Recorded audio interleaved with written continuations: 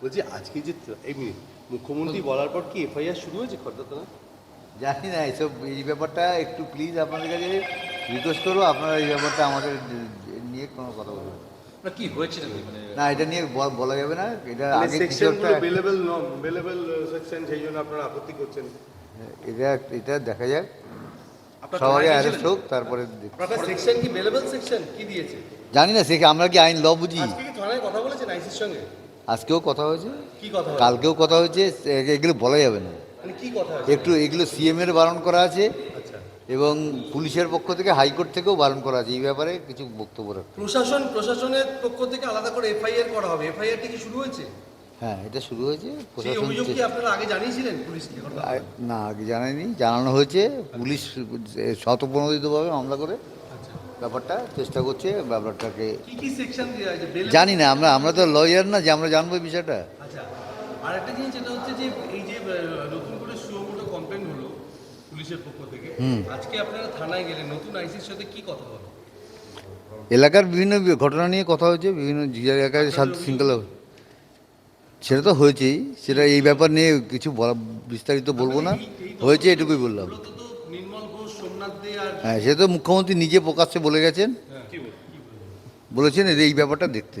এই যে ব্যাপারটা আমার মেয়েকে তাড়াতাড়ি পুড়িয়ে দিয়েছিল, সেই ব্যাপারটা নির্মল ঘোষ, সঞ্জীব মুখার্জি আর সোমনাথ দে, কেন এদের কী উদ্দেশ্য ছিল সেটা ভালো করে তদন্ত করতে বলা হয়েছে। পুলিশ কি তদন্ত শুরু করেছে? সেটা বলতে পারবো না। এটি যে তদন্ত যে এফআইআর যে করা হয়েছে তাতে সেকশনগুলো তো বলা যায় দেখা জানি না, আমি এই ব্যাপারে আমি অ্যাডভোকেট না।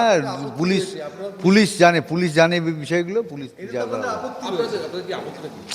আমাদের কোনো আপত্তি নেই, আবার কিছু আমরা জানিও না, যা বলে পুলিশ বলবে। আপনি বিধায়ক দুজনেই আজকে থানায় ছুটে গেলেন, গতকালও গিয়েছেন, আজকেও এসেছিলেন। কি কারণে সেটা? এটা পরিষ্কারও এই ব্যাপারে গেছিলাম, কিন্তু এই ব্যাপারে আমরা কোনো কিছু কোন ব্যাপারে বক্তব্য- গেছিলেন? আমার মেয়ের ন্যায় বিচারের দাবিতেই থানায় গেছিলাম। থানায় কি কথা হলো? কি সেটা বলা যাবে না, এটা তো বারবার একটা কথা আইসির সঙ্গে বলছি। দেখা হয়েছিল? হ্যাঁ, দেখা হয়েছে। কি বলেছে? কি কি আশ্বাস দিলেন?